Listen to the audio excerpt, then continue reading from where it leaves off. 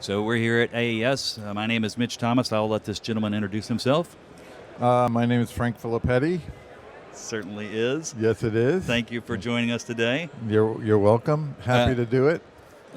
So, just real quickly, a couple of the things that you've done in your career.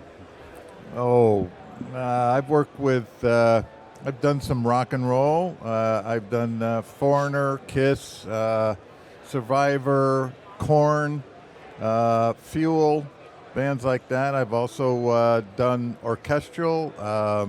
Worked with big orchestras, Bocelli. I've worked with Pavarotti. I've done pop, Streisand and James Taylor, Elton John. So, a few things. Over the years. Yeah, a few things. Anything recent that you've done that you're really happy about? Yeah, I got. We just released an album of Frank Zappa's 200 Motels, which we did.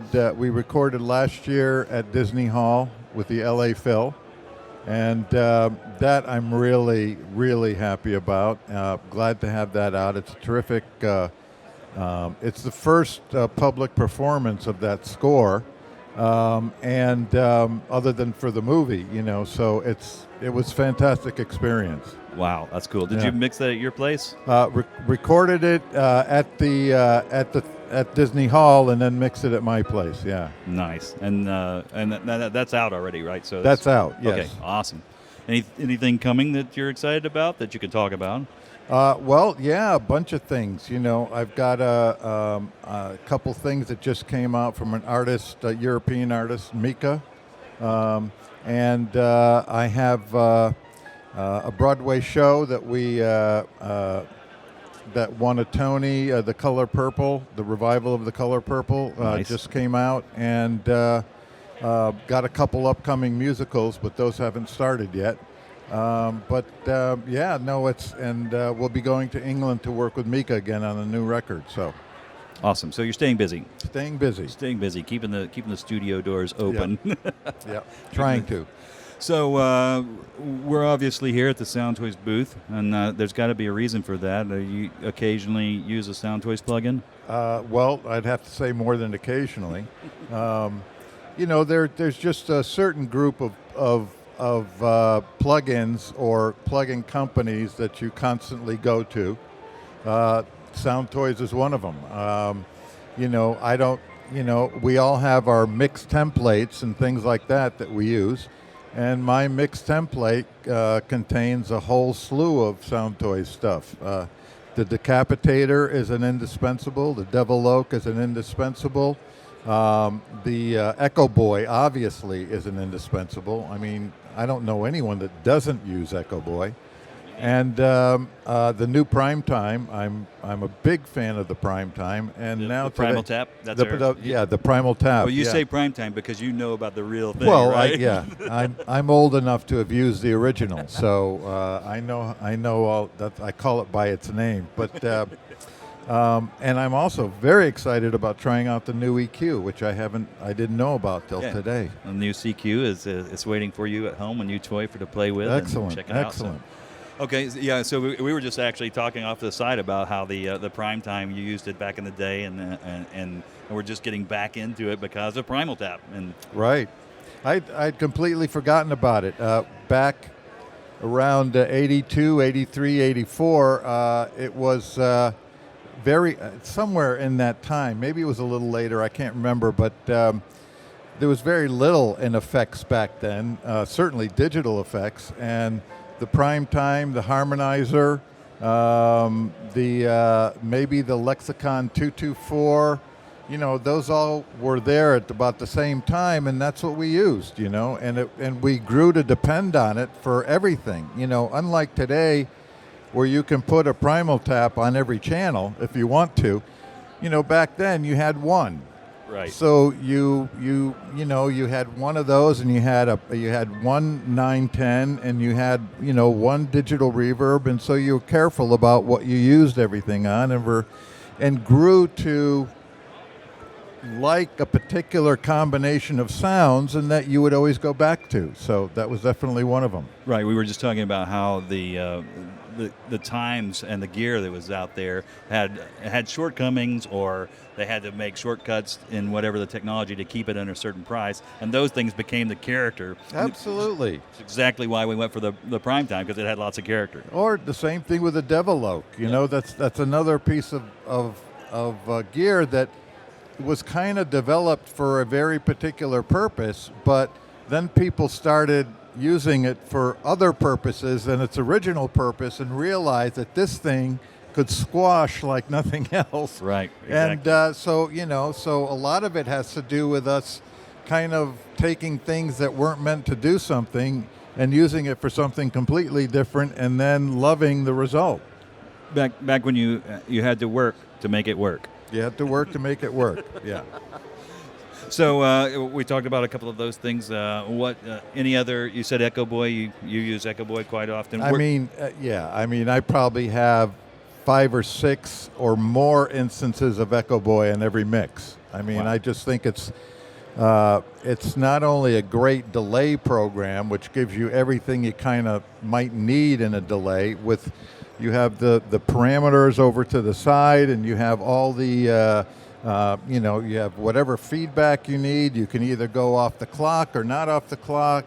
And then the crystallizer, which I love, the forward and the reverse. You know, so all of these things have a very particular sound, but beyond that, with the Echo Boy was I just found it maybe a year ago just by playing around, was the Echo Boy Hall, which I wasn't familiar with. Oh, the reverb style? The reverb, and I'm telling you, it's one of those things that just you don't think of. And I'm not going to use Echo Boy for a reverb, but then suddenly I tried this Hall thing, and it's fantastic. So that's now become one of my staples, to add a little of that room sound to a voice.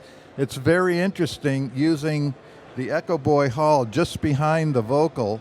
It spreads it out without coloring it too much, and then when you have your pre-delay on your main reverb, it just it's like an interim kind of a thing that just really glues it all together. It's great. See, I'm just going to leave now. There's no reason for me to be here. You're selling everything.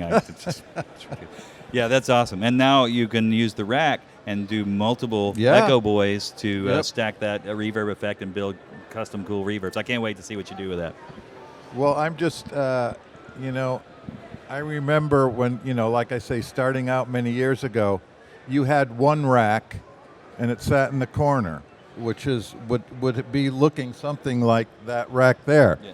But now that you can put that rack on every channel, it's a little daunting, but it's fantastic. I mean, the main thing now is, Mitch was talking about working hard to get a sound, but now you kind of got to work hard to not use it on everything. To not overdo it, Yeah, and to not sit there for days going, I could do this. Well, because you can, and it's very seductive, and it's something that you could easily get used to doing on a lot of things, because this stuff really does make stuff sound great. So, you just got to be careful about it. Well, and you came from a time when you learned the lesson about how you got to move on. You got to go. You got to make a decision. So that's a lot of, in these days it could easily to get lost. But unfortunately, fortunately, because I still have a career, but unfortunately,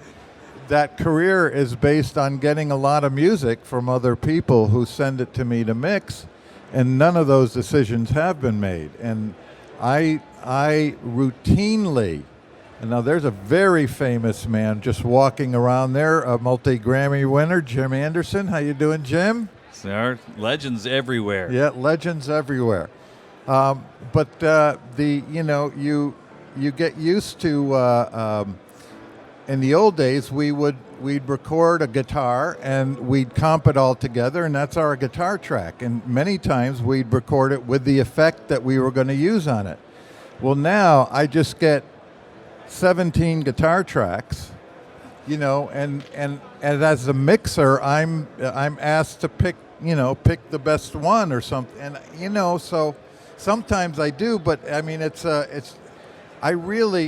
I'm not a fixer, I'm a mixer. And a fixer is another job. And sometimes that involves baseball bats and handguns. And for me, the mixing thing is much more important. Yeah. So I try to avoid that. I try to say, look, make all your decisions ahead of time, but I still routinely get 90 to 100 or more tracks because they can, and they do. Yeah, and then you're stuck. Well, I mean, you still get that creative element, so it's kind of like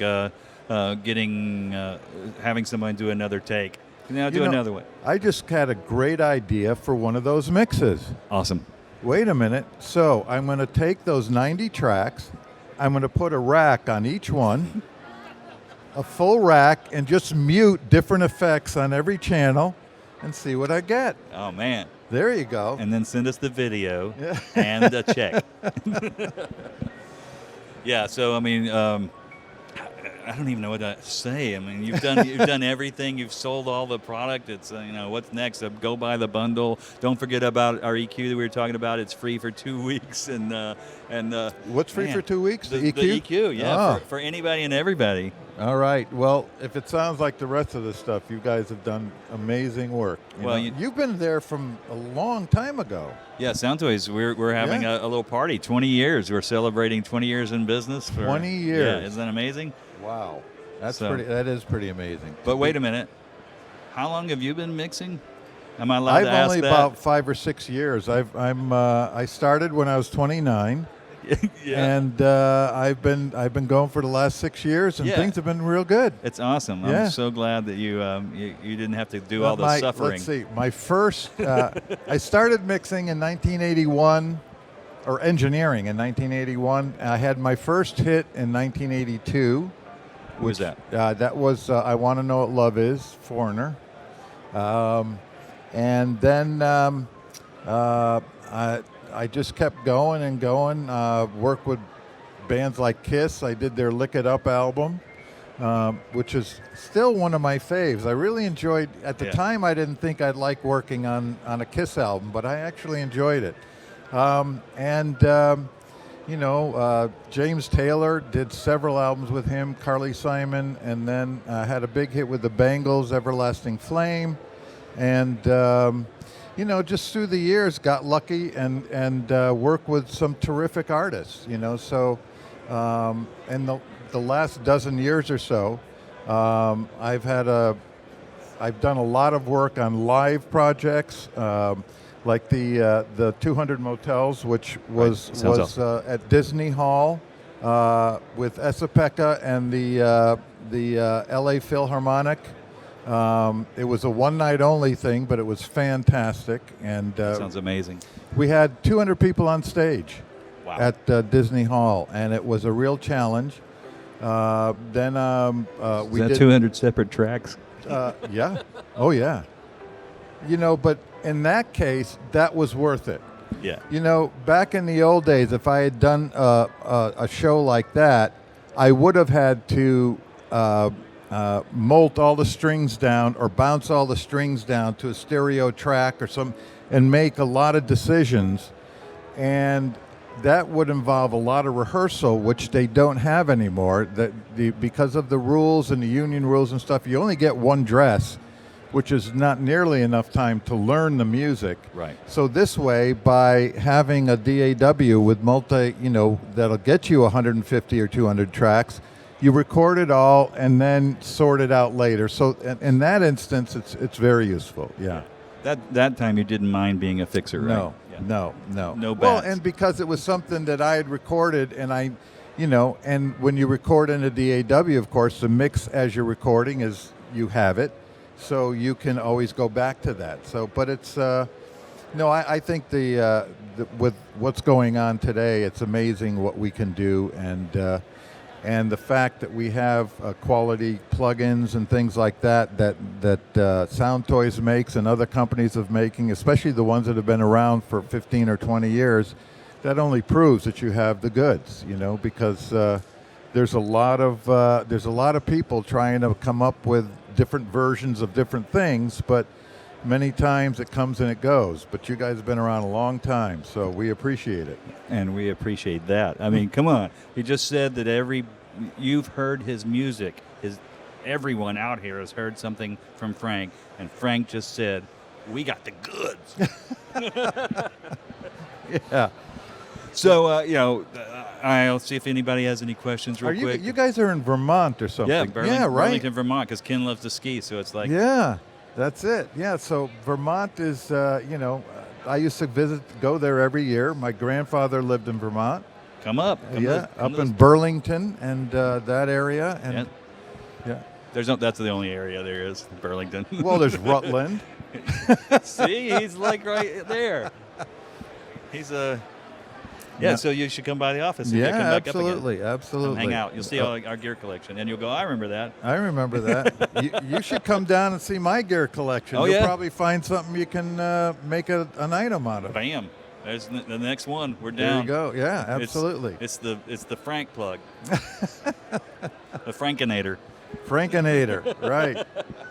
No, I'm sorry, that's Frankinator. Frankinator. That's right. Okay. Okay, good. Anything else you want to tell us about or talk to us about? I mean, it's been wonderful to have you. Obviously, like I said, your career is amazing. The music that you've done, it's just... Well, I'm just happy to have the piano kind of swelling and doing its thing, because I kind of feel like I'm making a movie. They're playing. Oh my gosh, legends are walking all over the place. It's just like legend. Come on over.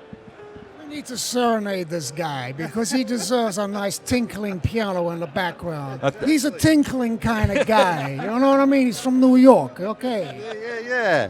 Eddie Kramer. One of the greats, and still Yeah. going strong. Absolutely.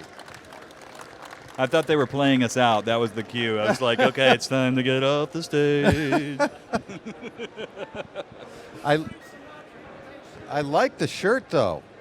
Purple's good. Yeah, you're very debonair. You just need these now. Now see, Yeah. Eddie got the beard before I did, so that's what I'm trying to do now. Is I'm doing an Eddie Kramer. You're doing the Kramer. Yeah, doing the Kramer. Anyway, thank you so much, Frank. We appreciate you coming by and Not a sharing with problem. us. It's been fantastic. Anytime. Yeah, and we'll do it again for sure. Sounds good. Sound Toys out.